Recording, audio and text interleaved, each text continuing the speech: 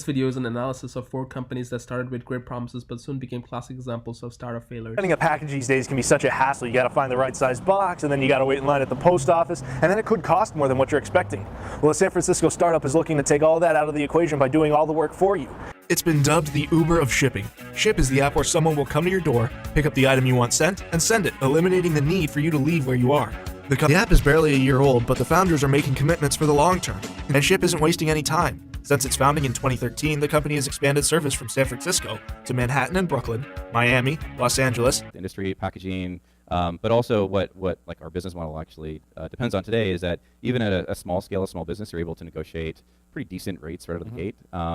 And that's how we actually continued on for our business model today. But it really just gave me this inside look at this industry that hasn't really innovated at all. It's a Juicero. I'm sorry, I don't know what that word means. It's What's a new Juicero? word. Okay, define it for me. Juicero, the best juice ever. What comes out of the Juicero is so fresh that it shouldn't even be called juice. It should just be called, I don't know, squashed produce, because that's what it is. In the spring of 2016, as the founder and CEO of Juicero, Doug Evans was a darling of Silicon Valley. The top venture capital firm saw so much promise in his $700 Wi-Fi connected home juicer that they showered him with more than $120 million in capital.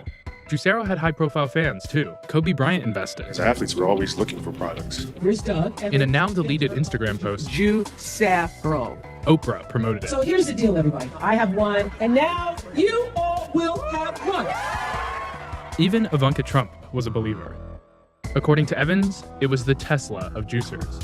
Until someone looked under the hood. According to a Bloomberg report, a couple of Juicero investors were a little surprised to learn the company's juice packs can be squeezed by hand. This is just pretty much everything wrong with Silicon Valley design today. It's a solution for rich people that's worse than the problem.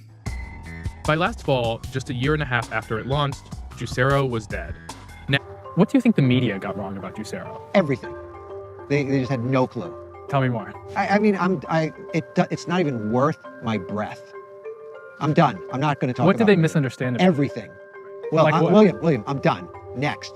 You're not going to tell the media? No. We're done with Juicero. No Juicero. No more Juicero. I'm going to count to 3, and I'm going to walk away. These are yaks.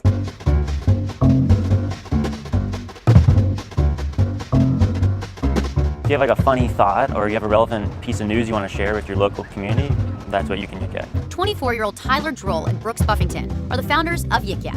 It's an app that's now reportedly valued at $400 million. The app, whose name was inspired by the classic 50s song, Don't tell that, lets you send anonymous messages and read chatter within a 1.5-mile radius. Users vote up comments they like and vote down ones they don't. Brooks and Tyler first worked on the app when they were in college. Fast forward a year later, the app is exploding on college campuses across the country. Yik Yak still had growing pains. One professor complained after discovering demeaning yaks during her lectures. Other students have cited online harassment. Just this month, a university official sent a letter to the company seeking identities of people inciting danger. The founders say they're focused on expanding beyond the college audience and to people who are looking for a Facebook alternative. Number 8, Yik Yak.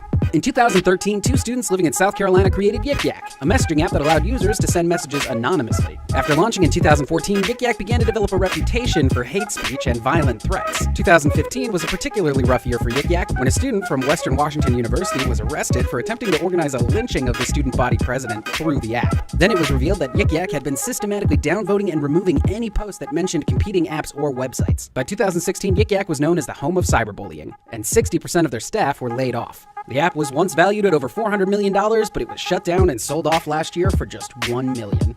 Doppler Labs, a smart earbud company that raised more than $50 million in funding from backers like Universal Music, Live Nation, and the Churn-In Group, has shut down after running out of cash and options. The company is most known for creating the Hear One earbuds, earbuds that you wore that changed the way you heard the world around you. It augmented the sound.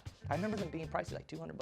Noah Kraft told Wired that after preliminary acquisition meetings with the Big Five, Google, Apple, Facebook, Amazon, and Microsoft, didn't go anywhere. The company was left scrambling to raise more money as lackluster sales of the Hear Ones made it apparent that the startup might not be cut out for the cutthroat world of hardware. And to the Doppler Labs, we say goodnight, sweet prince.